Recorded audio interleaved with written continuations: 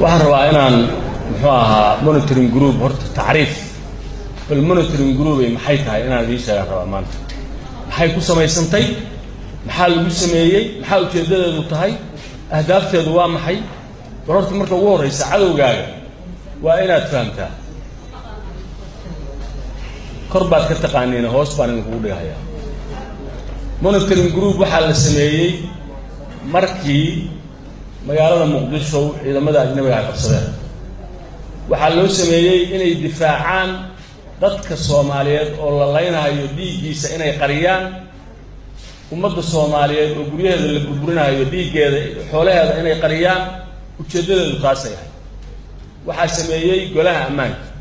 toos ayaga ayay u siiyaan warbixinta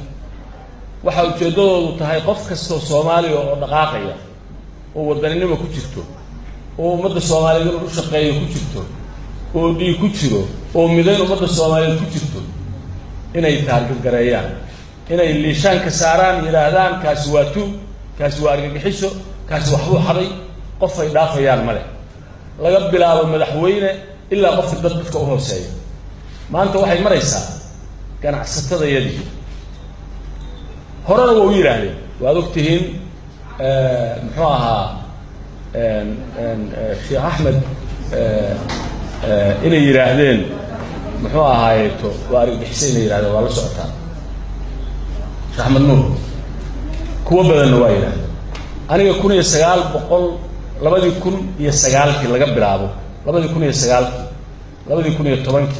2010 saddex jeer buu igu soo qoray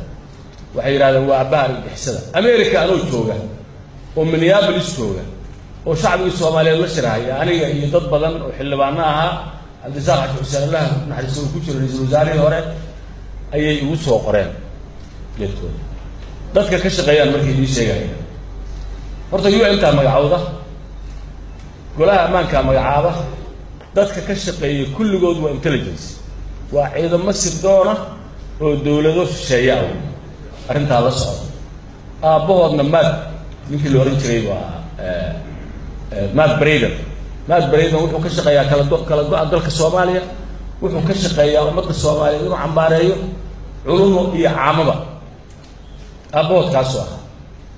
warbixinta waxay siiyaan sidaan idin sheegay golaha ammaanka meesha tan marka waxaa loo baahan yahay aniga 2011 habeen barkii ayaa wiil aan dhalay uu akhriyay meediyaha caalamka misaanaada kow ah uu ii soo sheegay London baan joogay markiiba waa fariistay qoraal baan sameeyay gobolka ku jira waa ka arki kartaan lawyer-kayga baan subaxdii u tagay waa dacweeyay ilaa New York baa dacwadii ilaa banki Mumbai ilaa la siiyay apology iyo cudaarada waxaan rabnaa marka waxaas meeshay ka dhuftinayso iyo meeshay kila saday baa laga qabtaa hadda waxay cambaarayeen ganacsiga Soomaaliyeed waxaa loo baahan yahay in la dacweeyo waxaa loo baahan yahay in lawyer la qabto waxaa loo baahan yahay inaysan mar dambe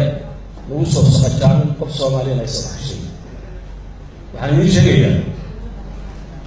dalka yaa iskale yaa ilaahay siiyay dalka Soomaali baa ka warrama adigu walaalkay ila dhashay xaaskayga iyo gurigayga iyo maamul ma dhihi karo waa hadda walaalkay qof cadow iska daa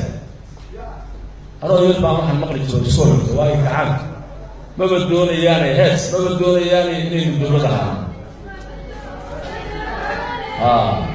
inay dowladda waagaas darbi baa loo yiri xoog dadka Soomaaliyeed baa lahay dowlad baa lahay loo soo dhawaan karin hadda waxay lagu arkeen dowladda waxay lagu arkeen qaybsanaanta shirka waa soo sheegayay waxa bacsan annaga bixinay waxa loo baahan yahay inaynu iska dayno kala qaybsanaanta iyo calaamada tirada badan iyo madaxweynayaasha ciidan ka badan iyo waaqa iyo kalayta iyo annagu siisano inaynu mid noqonaa loo baahan yahay midnimo wax ku keen karaa wax kale oo meesha ka socon karaa ma jiraan ilaahay baa lagu amrahaya wa'tasimu bihablillahi jamii'an wala tafarraqu ba ilaahi ummada haday midowdo oo midnimo qaadato ninka adkaan karaa ma jiro ummadi markay iyadu isfiirsato oo iyadu reer isu qaybiso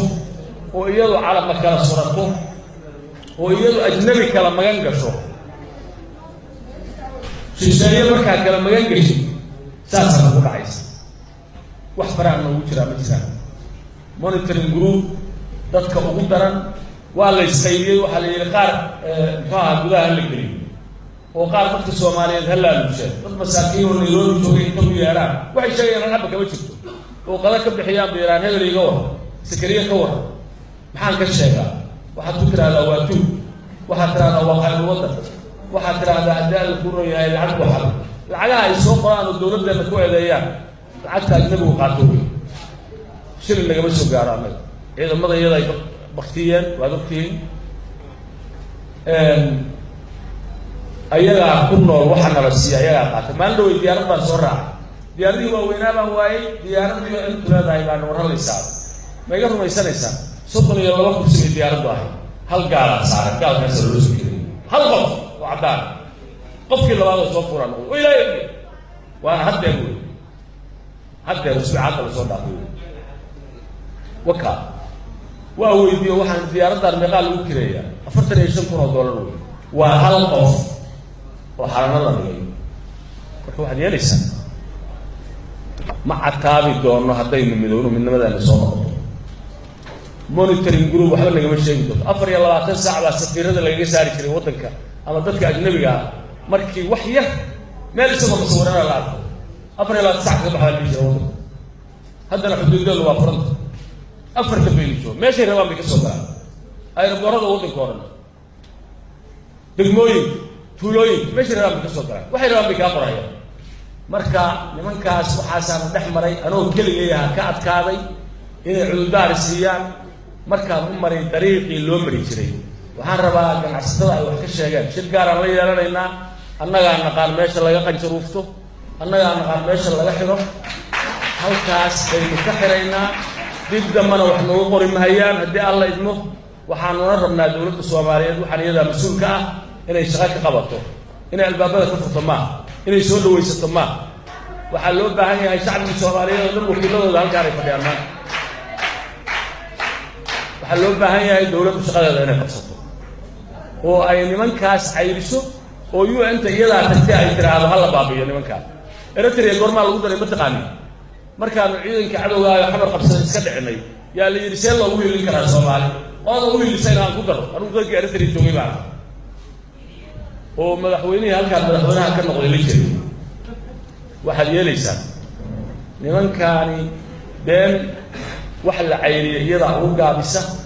si nidaamsan baanu la diriraynaa dhinaca dowladdana waa in lagala diriraa ganacsataduna waa in looyar baanu qabanaynaa labada dhagood baa lagu dhufanayaa sanadkan hadda socda dhammaadkiisa 6 biloodba markay ribood bixiyaan waa in campaign lagu qaadaa lagana baabi'iyaa ciddii abuurtay oo ah golaha ammaanka waxa lagu sheego security council ummadda soomaaliyeed waxaan u sheegayaa 1991 maalin dowladdu burburtay ilaa maanta beesha caalamkaan ku hayna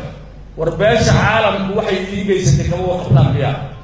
ma 25 sano soo gaari lahayd dowlad la'aan haddii beesha caalamku daacad loo tahay ma soo gaareen nin walbaana ajanda kaaru kaaleeyo mid baa kalluunka daldalanaya oo haddii ciidan badeed aad samaysatid irsaaqada ka joogsanaysaa mid baa ciidan daldalanaya mid baa xoolaha daldalanaya mid baa dahabka aad inaan ka warqabin daldalanaya mid baa batroolka ay inaan ka warqabin oo dalka ka buuxa daldalanaya waxaa laydiin diidan yahay waxa weeye inaad dowlad noqotaan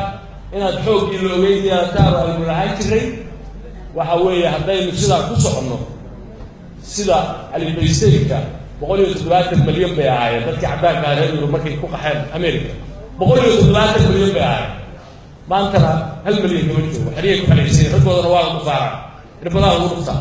wallaahi billaahi tallahi saasaad noqonaysaa intaad qabiilka iyo waxaa la galan midda kale waxaan ii sheegayaa war qabiiladana aad sheegaysaa miyaa ku dhaaran kartaa nebi aadan bay dadku isugu tagaan dalkaan naga dhexeeya iyo diinta ayada aynu kusoo dhawaan waa maadsanteed